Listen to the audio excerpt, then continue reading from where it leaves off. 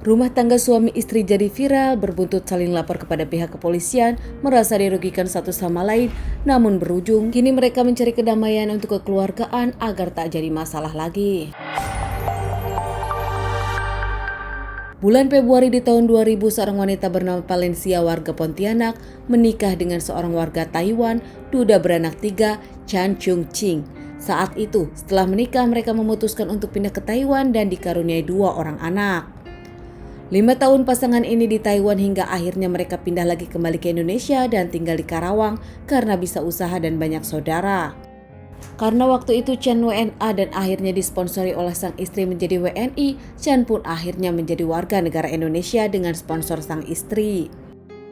Namun pernikahan yang diawali baik-baik saja menurut sang istri Valencia, Chan sering keluar bahkan minum dan kerap judi. Ada wanita lain menurut Valencia hingga akhirnya dirinya meminta cerai. Namun pada saat itu mereka batal cerai dan akhirnya damai demi kekeluargaan, demi anak-anak. Setelah rujuk dan batal bercerai, Chan pun makin menjadi-jadi, sering judi dan sering minum, bahkan jarang pulang. Saat Chan bertemu dengan Valencia di rumah pun berbuat semaunya.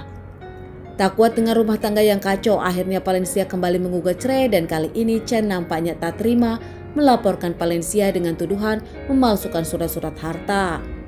Keduanya tetap ribut di perceraian di pengadilan agama. Mereka akhirnya berhasil cerai. Anak-anak di tangan Valencia, sementara Chan harus membayar 12 juta per bulan untuk 2 anaknya. Meski ada nominal di pengadilan, namun nampaknya Chan tak pernah membayar menurut Valencia. Chan tak terima cerai hingga akhirnya mengajukan banding namun ditolak. Tak menyerah, Chan sendiri melaporkan Valencia atas dugaan KDRT. Saat itu Valencia mengusir Chan saat ke rumah dan membatasi Chan bertemu anak-anak. Dari laporan Chan tersebut, Valencia jadi tersangka dan ditahan. Valencia yang merasa dirinya membela diri karena Chan selalu datang dengan kondisi mabuk, akhirnya menjadi viral di sosial media.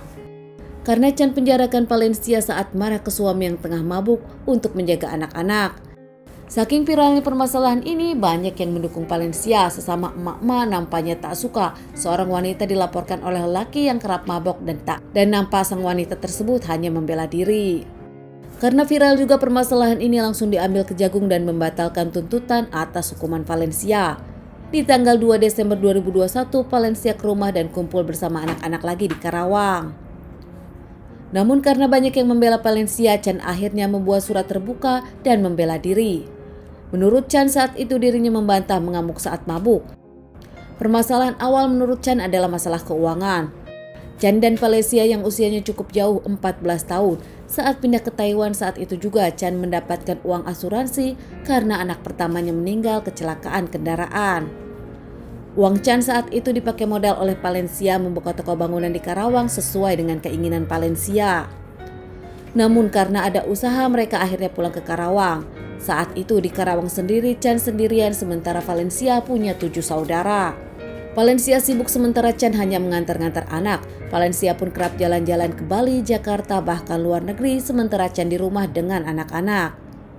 Kehidupan mereka makin maju karena toko bangunan sukses. Chan sendiri akhirnya sadar kalau Valencia sang istri ternyata berselingkuh dari dirinya.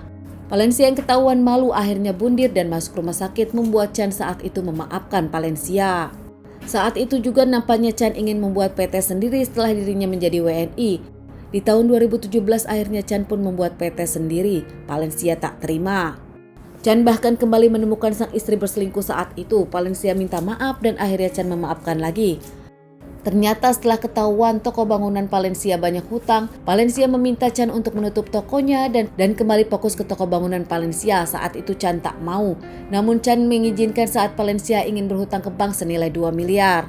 Valencia nampak merasa kekurangan modalnya hingga meminta lagi Chan untuk mengizinkan meminjam lagi, namun Chan tak mengizinkan. Saat itu Valencia kesal kepada Chan karena tak mengizinkan Valencia berhutang lagi kepada bank. Chan pun membantah kalau dirinya tak pernah membiayai. Beberapa kali Chan transfer kepada anak-anak, namun Valencia mentransfer balik seakan menginginkan ada bukti kalau Chan tak memberi apa-apa. Chan sendiri memang mengakui kalau dirinya sempat tak ingin cerai dari Valencia karena masih cinta dan kasihan anak-anak. Namun yang terjadi malah seperti ini. Kini Chan hanya ingin membela diri sebagai warga asing yang menjadi warga Indonesia. Chan merasa punya bukti dengan semua kebohongan Valencia. Kini Chan hanya meminta keadilan. Dirinya menyebutkan hanya ingin bertemu dengan anak-anak dan cerai baik-baik. Apapun yang terjadi, harta gonok ini bisa dibagi 2. Teman-teman, sekian dulu bahasan kasus yang aku bawakan kali ini. Kali ini aku membawakan drama tentang kisruh rumah tangga yang aku ambil dari dua sisi.